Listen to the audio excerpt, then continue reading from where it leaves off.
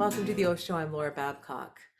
There has been an alarming rise in incidents of violent threats and hate in our country in the last few weeks. Today on the Oshow, what we thought we would do is speak to two people who have experienced it, who have been the targets of hate and violence and death threats. For doing what? For standing up for people who are vulnerable in our community. I'm going to show you a video of an attack against Jelena Vermilion, a community leader, the founder of Swap Hamilton. It happened during a Take Back the Night march a couple of days ago. I interviewed Jelena for this program right after the attack happened, and since she has been in the hospital with a concussion. I also had the chance to speak with Cameron Kroetsch, who wrote an op-ed this past weekend about the violent threats, the death threats, and the hate that Mayor Andrea Horvath and him have received. Let's find out from them what it's really like to be on the receiving end of this kind of hate and what they think we need to do about it, because obviously we've got to do something.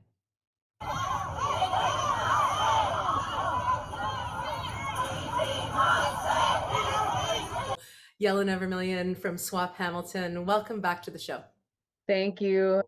It's not even been 24 hours since I was attacked, so I'm still, coming down from the cortisol and adrenaline, all of the shock. I think, what is most important about this exhibition of violence is to underscore the fact that hours before I was attacked, I had just supported the YWCA Hamilton's bid for a gender-based safety lens. I'm so confused in my brain. I apologize. You know what, you're wonderful to do this, because this is for Monday's Oshow, and the fact that you're willing to do this so soon after the attack. I mean, if I'd been attacked like you were, I don't even know how I'd be, talking to anyone. So please take your time, Jelena, like really. Okay, thank you. Yeah, I'm always, I do a lot of public speaking and media stuff. So I guess I have high expectations for myself as far as how I present myself and how I get my messaging across. But for the sake of, humanity, I'm not doing well. I don't feel very good. I don't really feel myself. But I wanted to sort of center the fact that I was, hours before I was attacked, I was delegating to City of Hamilton Council about the motion brought forth by Ward 1 Councillor Maureen Wilson for she was motioning to ask the city to provide funding to the YWCA Hamilton to develop a gender-based equity tool, a safety tool that can be used to audit the city and how people are experiencing or not experiencing safety, or how safety is denied to them in our city. Swap Hamilton represents a wide variety of those who are working in the sex industry: Black, Indigenous, Asian, or otherwise racialized sex workers who are trans and non-binary, single mothers, those living with disabilities, those who sell sex indoors and on the street, and those who use drugs, and those who care about those who do. Audits, when conducted by a trusted organization or facilitator, are likely to lead to higher levels of participation. And so I think, I do a lot of advocacy about sex work. We've had a lot of violence in the last 2 weeks, not just sex workers, but in Hamilton, in the world. I'm trans. We have trans and non-binary youth being attacked and used as political fodder right now. Sex workers, our charter case was dismissed, which is it's disgusting. That is an unjust choice from the Superior Court of Ontario. And now we have this attack at a march that is rooted in history to combat sexual relationship, interpersonal violence and relationship violence. And this aggressor, walked up in front of about 450, 500 or so witnesses, specifically targeted our sex work banner, ripped it out of the hands of demonstrators, and ran away with it. And when I went to retrieve that banner, I was pulled to the ground. There was a struggle. I didn't let go of the banner, and he ripped me to the asphalt and then dragged my body. And you mentioned that you offered me some grace in this interview and to take my time. The reason why I'm able to do this interview is because I have been a target of bullying my entire life, whether that be landlords or classmates, peers, family members. I'm no stranger to being bullied, and I'm no stranger to having my life made a mockery of, and my life being made a symbol. And so I will say there were other sex workers from Butterfly Sex Workers, the Asian and Migrant Sex Workers Support Network there, and I'm so glad at the very least that I was able to be there and stand in solidarity with more marginalized sex workers than myself. And nobody deserves to be attacked, but I certainly am grateful that no people who are more marginalized than myself were targeted and impacted, at least physically, by that attack. And I would just like to shout out, thank you to Sarah Jama for coming onto the site to show support to me and everybody else who was impacted, who witnessed the person attacking me. Thank you to Sasha Hamilton. Sasha has always been in solidarity with Swap Hamilton and Butterfly and sex workers, and the plight of how sex workers are violence is committed against their bodies. We are murdered, and the investigations into our murders aren't taken seriously. Our humanity is disregarded. People consider our deaths or our murders to be an occupational hazard, and they don't really care. And there's of course many jokes related to Barton Street that we can all remember. I'm sure somebody in our community has said at one point or another. So there's a lot of stigma, and this attack just goes to show that we are so vulnerable right now. We are under attack from multiple frames, and we have to look at the connection between the resistance of organized labor, the targeting of trans and non-binary kids, youth. I'm a transgender woman of 30 years. I was once a youth who was transgender. No one indoctrinated me. And we also need to look at the connection between those two things, as well as the attack on sex workers' rights. These are marginalized people. These attacks and the targeting are a way to divide organized labor, divide working class people from each other, to create arguments, to create misunderstandings, to foster unrest. We need to stand up. We need to fight back. We need to understand and think critically about what is happening in our time, politically, in our country at this time, and we need to speak out. I can't be the only one speaking out. I'm not the only one speaking out, but I need other people who aren't sex workers to take on some of that risk, to take on some of the dogma that comes with being associated with sex work, because that stigma is so harmful. I really appreciate you speaking with us today, Laura. Oh, hey, I have nothing to add because I have never experienced anything of this, other than to say that I'm going to talk to Cameron Kroetsch, the counselor. He is a queer man. He has been experiencing violent threats. Yep. I can't wait to hear what he thinks we can do about it as a society, because we have to stand up. Your point about this moment in time is so important. Yep. We are seeing people feel like they are empowered to attack and to be vicious. And when those threats become violence like you just endured, where are we as a country? Have we lost our compassion? Like, this is not Canada. It doesn't feel like Canada. I think that, and first of all, Cameron Kroetsch is also in solidarity with Swap Hamilton. We really appreciate a lot of council, Narinder, Alex Wilson, Maureen Wilson, etc. We really appreciate the solidarity. There are people who care in the city. And to your point about the bullies and the detractors and the people who mean us harm feeling empowered, I just want to say to anybody watching this video, I am not the only person that has the capacity to stand up against this. You do too. Speak up, even if your voice shakes. Speak the truth, even if your voice shakes. Stand up against that anxiety feeling, push against it. This is the time in history where you need to do that. We are being targeted for genocide right now, trans and non-binary people. Sex workers are not having their rights vindicated. We are under attack. We need to pay attention to that. We need to have working class solidarity. And I just want all of you to know, as someone who has been targeted for bullying most of their life, you have power. You are powerful, and you are the only person who is able to give yourself permission. You are the arbiter of your own strength. And I believe in every single one of you. I believe that we all as individuals have the power to stand up and say no. I immediately ran after that banner because I knew exactly how harmful that was, and absolutely not. No one is going to get away with that. That's not acceptable. And I will not tolerate it. Not in my city, not in my world. And you can be a part of that as well. I'm not special. I am not, unique.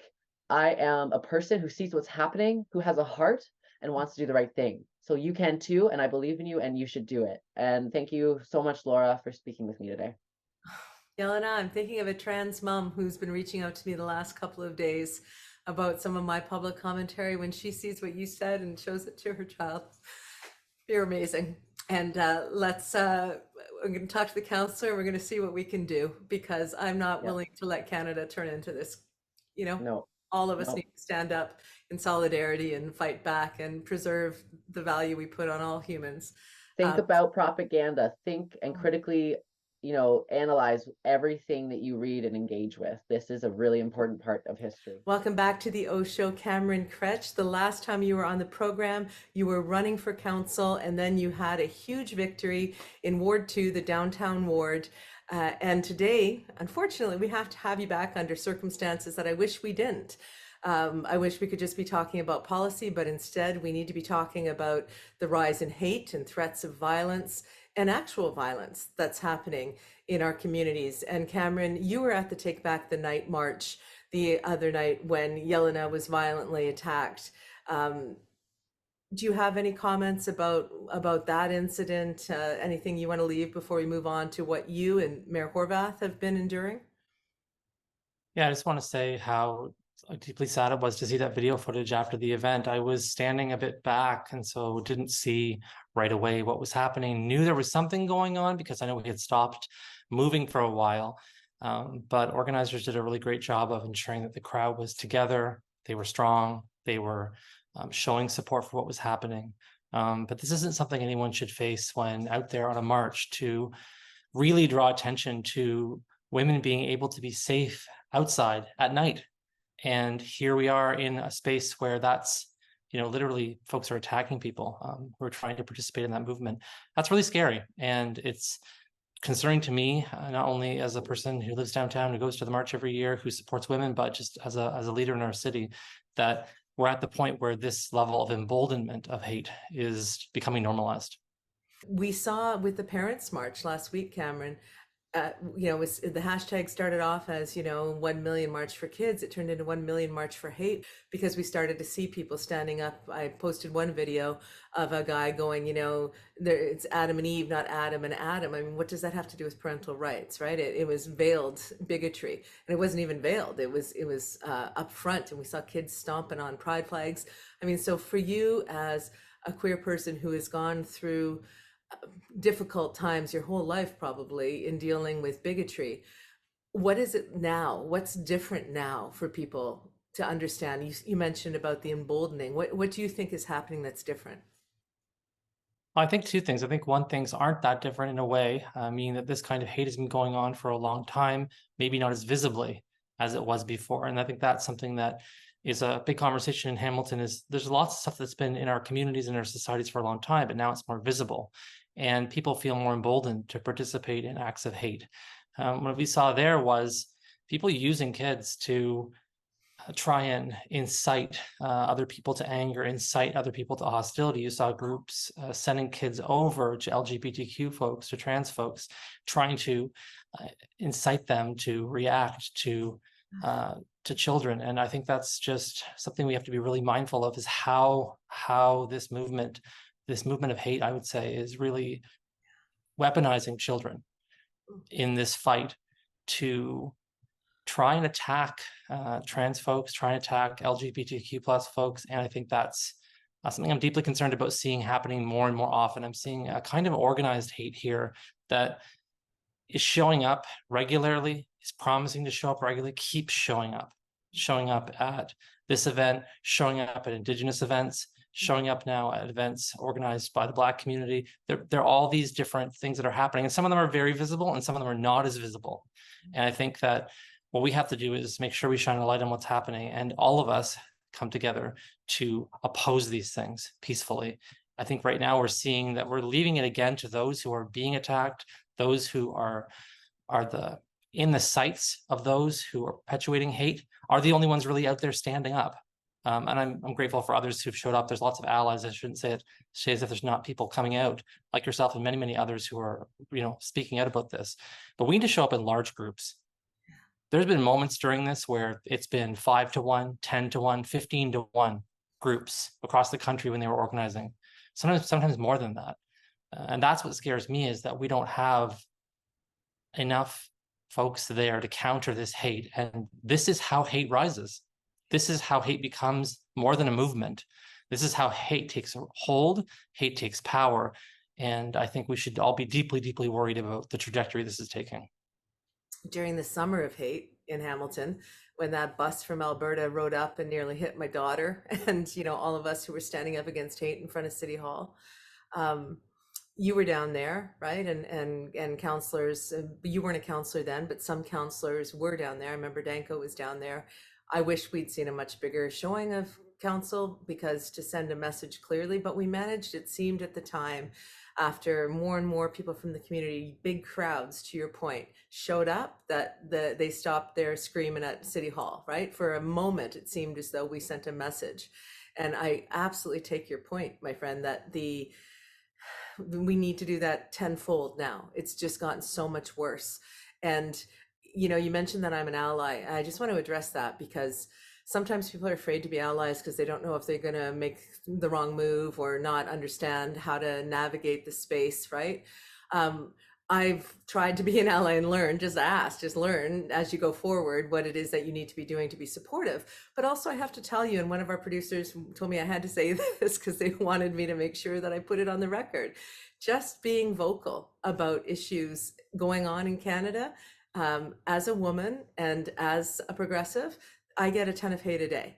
And I'm not comparing it to the kind of hate that you get as a queer person. I have not been in a minority I'm a woman, so I've always looked around at night when I go out. But I haven't felt the layers and the depth of the vitriol and the hate. And this is not just trolls. These are people with real accounts, with even some backgrounds professionally, right? And you look at it and you say, what makes you able to say that now? Like, why would you say that? Why? Where is this rage?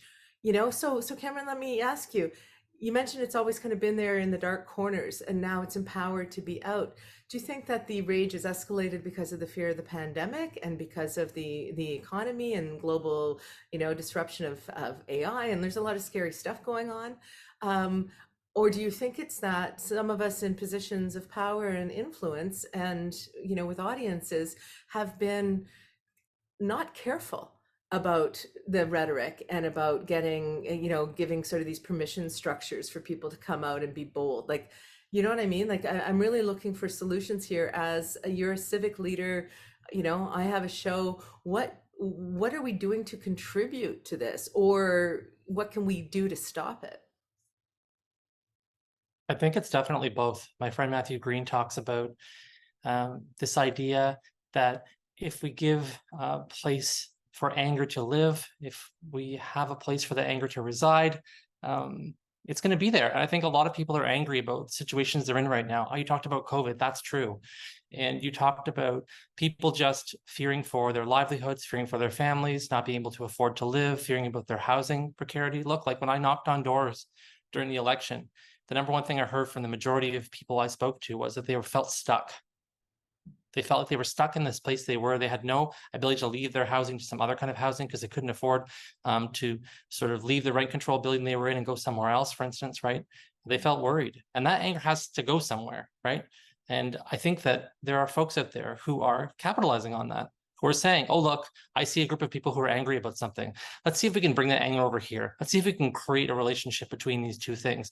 And I saw some really troubling sort of, I guess I'd say, similarities between the way this has been positioned against other things, coming in saying you got to protect your kids. So then trying to bring parents into this movement who otherwise might feel angry or worried about their kids for a whole myriad of reasons, but using that rhetoric to bring them into this conversation, to use that anger to bring people into it. And I think people have to be really careful about that and careful about how that could be co-opted.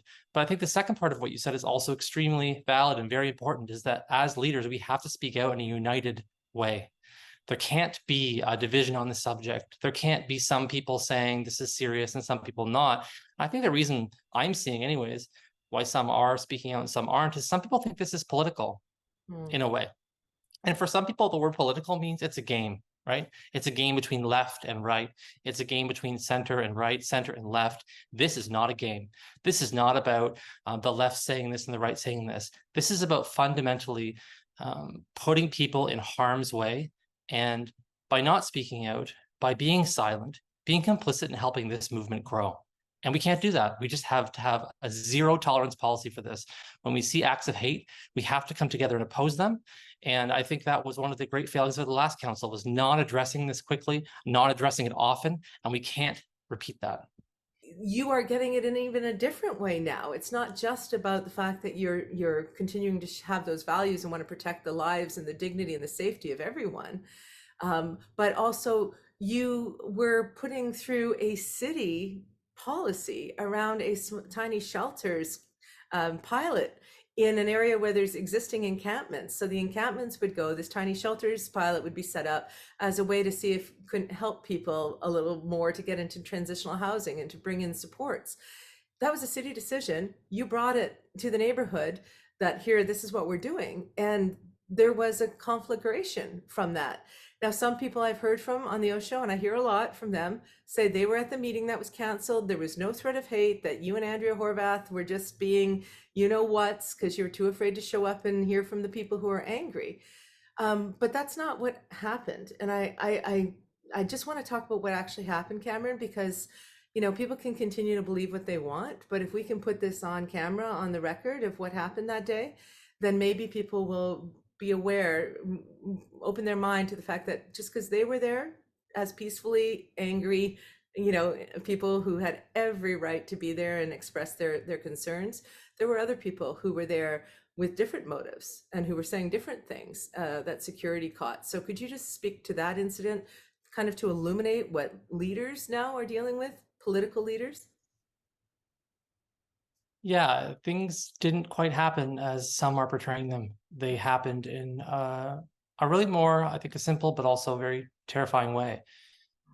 I was on the way to the event, scheduled to be there closer to the time when we were doing the sort of discussion period after the HATS open house period, and was called by city staff and said, turn around, councillor. If you come down here, you're going to be in trouble, number one. We're worried that you're going to get hurt.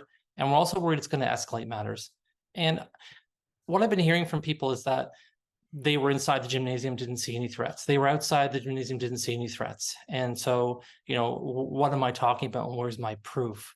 And I can tell you that the corporate security folks who talked to me shared with me threats that were made toward me, made toward the mayor. They were very violent, and I won't repeat them. And they were suggesting that if we came down to that meeting, we would be harmed. If we came down to that future meetings, we'd be harmed. And it wasn't just necessarily happening at the site of the school. I think people forget that we had hundreds of people in the North End, and they were all walking around, some at a distance from the school, other places, and we had security and police kind of everywhere. And these threats were uttered in the streets. They were uttered inside the gymnasium. And it's because someone didn't hear it doesn't mean it didn't happen. I can assure you that they're serious. I went then and met with folks as soon as I could at the city, including the city manager, the head of our corporate security, and they in no uncertain terms said, you must be careful. The mayor must be careful. You cannot be out too publicly right now. We need to ensure that you're safe. And I'll be going through a security assessment of my home, of my job, to ensure that we have all the stuff we need to protect ourselves. And that's the climate we're in right now. And this is not about people being angry at a meeting. People are welcome to voice their concerns. People are welcome to be frustrated. People are welcome to be angry. I took this job knowing and wanting that engagement and feedback, and I'm happy for it, even if it's not necessarily something that is, positive. But that's not the same as uttering death threats, uttering hateful, violent threats, and we have to draw the line there. So what does that feel like to get a briefing like that? It was startling because of the serious tone they had and what they told me had happened, and they'd all been there that evening, and so were able to recount for me some things they'd heard there, seen online since, right? Not great. Not a great feeling to feel like you're trying to represent the community and you're now having to worry about how you can represent them and how you can engage with them because of worries of safety. But as a queer person, this isn't new, sadly. I've been threatened many times, and the more and more public I've been, the more and more those threats are pretty regular and pretty normal. And it's something that the city's going to have to think through, how we deal with social media, what guidelines we have for politicians, how they can stop creating spaces for this hate to thrive in some instances. Like right now, we don't really have a very good social media policy for counselors. And so when I post something and we have, a bunch of people saying stuff, what's my responsibility to shutting that down? How do I do that? Should I be limiting comment and feedback? And so again, that's another thing that I think is really troubling as a part of this, is what this is going to do, or the impact it's going to have, is it's going to constrain or limit kinds of feedback in order to ensure that people are safe. And so I think the response we need from everybody to show up to this, the response we need from is essential. It's across the board, not only about safety, but about our ability to participate in our democracy, period. This is making that harder.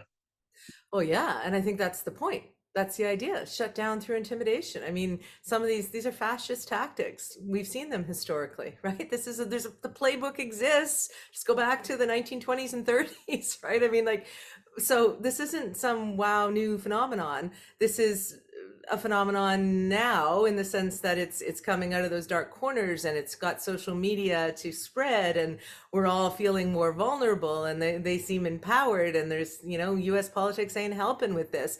I mean, there's a lot going on, but the actual intimidation tactics are not new, right? And the spreading of the lies are not new. And I think what's really important to distinguish here for me, and I'd like you to speak to it, Councillor, before I get into the social media rat hole, which I feel passionately about, and that is, like, how do you feel about the people of the North End? Because some people in the North End think you hate them. They think that you're blowing this out of proportion. They think that you just don't want to listen. Other people in the North End are feeling badly because they feel like they're being painted with this same brush, when they in fact don't love the hats thing, but they're want to help homeless people. I mean, how do you, as the councillor of the North End, feel about the people of the North End?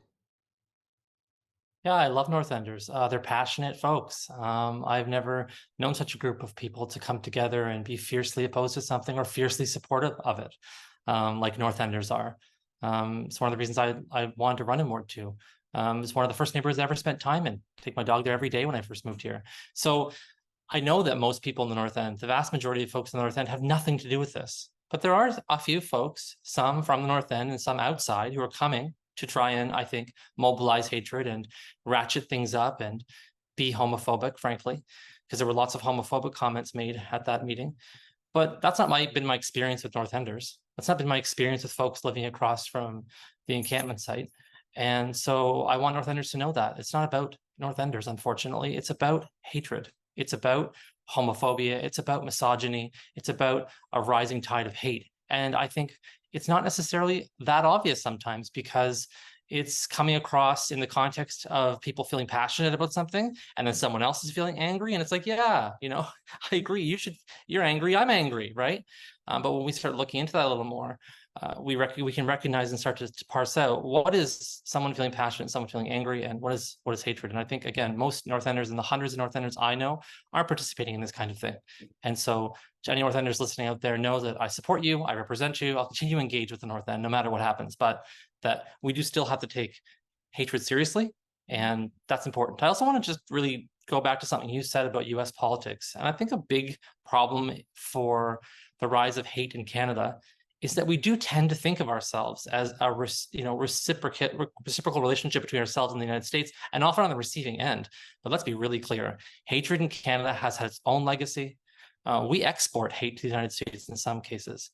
Proud Boys and those kinds of movements, they started here in Canada, and they're now going to the United States. Again, to go to places where they're seeing tension, division, and anger, and we're trying to recruit and trying to get people into this movement. And we're not special in that category. We're not over here as eminently more peaceful people. We are also doing this. We are also letting this control us, and we have to treat that seriously. Because people will say, oh, that's not happening in Hamilton, or Canadians are peaceful people. It's happening here, and we have to take it seriously. And I would argue that everyone coming together around the Greenbelt is evidence of how people can get together, peacefully protest, and you can win, right? And that's cool.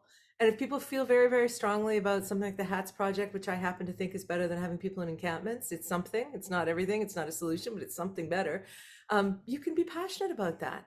But threatening to hurt the people who are homeless, who would be clients there, threatening the counselor who's talking about it, using personal attacks. You know, I get called horse face 10 times a day now. I happen to love horses, whatever. But that's not as bad as some of the things that you're getting called. And I'm really glad that you brought up the attacks on our unhoused neighbors. That's what's happening here, is we're allowing this anger to act as a dehumanizing force when we're talking about folks in our community who deserve our compassion by and large and need our support, not those who we should be actively polarizingly hating or doing things toward that are hateful. And I think that we're losing that a bit. We're losing the sense that there are human beings who have been deprived of housing and forced to live outside, and it's become normalized a bit to now say things. And I'm worried because I think that we're waiting for a hate incident essentially at this point, for people to wake up. We're waiting for some terrible thing to happen. A lot of us are. I am certainly. It's on the back of my mind, is what is this going to come to, and when is this going to stop, and who's going to be at the other end of this? And those who are coming here to organize hate, I don't care about that. They don't care who the intended victims are. They just want to see this movement grow. And to think about actively harming people who, as a society, we've let down to the point where they've been deprived of housing or forced to live outside is just way too far for me. I think some of this is also really subtle. And I think over time, this movement has gotten better at hiding behind rhetoric, the rhetoric of the time. You know, this movement has gotten smart at keeping up with the way language changes, right? What about this question that gets asked a lot of times about drug use, the question that gets asked about addiction, the way it's framed, right? It's always framed in a kind of way to say, okay, let's find something that we think people will be mad about, and let's just dehumanize those involved and make it seem like it's about this other thing. And it's not about these things. Let's try and get people angry because there have been the vandalism, there's been some criminal activity in the neighborhood. Let's try to associate it with these individuals. It's again trying to bring that together. When I get asked questions or I see posters written things with, he doesn't even have children, what is that really about? And the answer is, it's not about whether or not people are interested in seeing me be a father. It's about trying to draw a distinction around me as different. And then, as you know, that quickly starts sliding to all these really harmful tropes against LGBTQ and trans folks, calling everybody pedophiles and groomers, these kinds of things, right? And so it's this kind of associative, slow and gradual kind of movement of language combined with anger that I think really pushes people toward that. And so I would ask people, as soon as they start going down these roads and having these conversations, to really interrogate these thoughts, interrogate these questions. Why would someone ask someone if they have kids or why they don't have kids? Ask yourself what that question's about and where we're headed. And that's what I think we have to be doing now, is not just ignoring that and saying it's just noise, but by saying, where is this leading us? And how can I stand up to make sure it doesn't continue to snowball and create a momentum that I can't stop? Because I think you're right. At some point, it will be very difficult to stop this. I've put out kind of warnings around that language conversation because you assessed it brilliantly, right? These groups hide behind fears around vaccination, hide behind fears around school boards having too much power, hide around these other things. They see people, certain things are trigger words for them, and they say, okay, we got them triggered. Let's get them fired up, right? And then it globs into a larger and larger extremist right wing, and let's face it, that's what it is, movement, right? I'm not saying that people who consider themselves to be conservatives are part of this hate movement. I'm saying this hate movement is growing and it is pulling people into it, and we all need to be very vigilant. So I've put out warnings like, you know, if I hear woke or haters or pedo or grooming or indoctrinate, don't bother talking to me, because you're echoing talking points of an extremist movement, right? And those they don't advance the conversation. I think be much more vigilant about what we say, what we do, how our Myself social included, by media the is way. used. I'm not all perfect. of us do. I'm not perfect, Yeah, right? all of us do. I think we have to be very vigilant about it. And I think, unfortunately, one of the byproducts of a kind of hyper-capitalistic place we're in right now is a feeling of invincibility for a lot of people. Seeing housing markets grow mean that for a lot of people, that's a big boon in wealth. For many people, things are going really well. I would say that creates a sense of, well, we must be doing something right. It creates a sense of, I think, the history is in the past, and we're nowhere near those times anymore. And this idea that as time marches on, we're always making progress. And I think that's not true. I think that we're constantly in a situation where, regardless of time marching on, and regardless of maybe rights being better for some groups or some situations, that vigilance needs to be there. And that's what keeps those rights there. And we didn't get here by just, sitting down and wistfully thinking about it. This was achieved by fighting for our rights. That's constantly been the mantra, and we constantly need to have that as part of this frame. It's not a leftist, it's not anything like that. It's not a political framework in that type of thing. It's not partisan, is what I mean to say. Mhm. It's something we will always have to do. In order to keep that hatred at bay, we will always have to stand up and protect our rights. Protests will always be part of what we do. And I think that's hard for some folks. They say, hey, haven't we come far enough that we can stop doing this now? I'm tired of, no. We'll never come to a place where that's not going to be part of what we do. And I'm worried a little bit because I think in some spaces, those who have been able to protect people's rights, uphold democracy, are getting out organized. And that is something that we can't let happen. And it's why I urge everyone to show up. When people say, I'm concerned that something's going to happen here, this is a situation where I think there's hate organizers coming to these rallies. Show up in massive numbers. We must out-organize those who are trying to drag us down. If we don't, I'm quite worried about where we're headed. Great words to end on. Thank you, Cameron, for sharing your personal story and your feelings. It's been a rough few weeks for you, but thank you for wanting to be in public service and for being the councillor who's held the most community meetings, I think, of anyone ever. So it's not like you don't like the engagement and the debate. It's the threats that you're getting of violence and hate, and the mayor, Andrea Horvath, are getting, that need to stop. And all of us now know what we need to do about it. We need to stand up, show up, and let the hate know that there's really not going to be a place for it in Canada. We have to be able to engage in our democracy, to Cameron's point. Thanks so much, Cameron. And if you've enjoyed the Oshow, I know this has been a tough one, but we've got to have these conversations, it's clear. Please subscribe, we'll keep getting the good content. And our next Oshow, I'm going to be sitting down with the leader of the official opposition at Queen's Park, Merritt Stiles, and we're going to talk about her promise to shed a light into all the dark corners at Queen's Park. I can't wait for that conversation. There's a lot of hopeful work happening at the provincial level, and we'll see what we learn from Merritt. Thank you so much, Cameron. Thanks for having me, Laura. When you care about current affairs, it's on the Oshow. And when you want to get clear what's going on here, it's on the Oshow. If you like to stay in the know, tune yourself into the Oshow. It's the Oshow. Laura Babcock's the Oshow. With a lot of great guests, she puts them to the test on the Oshow. There's no doubt they'll be calling them out on the Oshow. Stand for something or fall for it all. Ontario, hear the call of the Oshow. It's a podcast, the Oshow. Laura Babcock's the Oshow. Stay informed with the Oshow.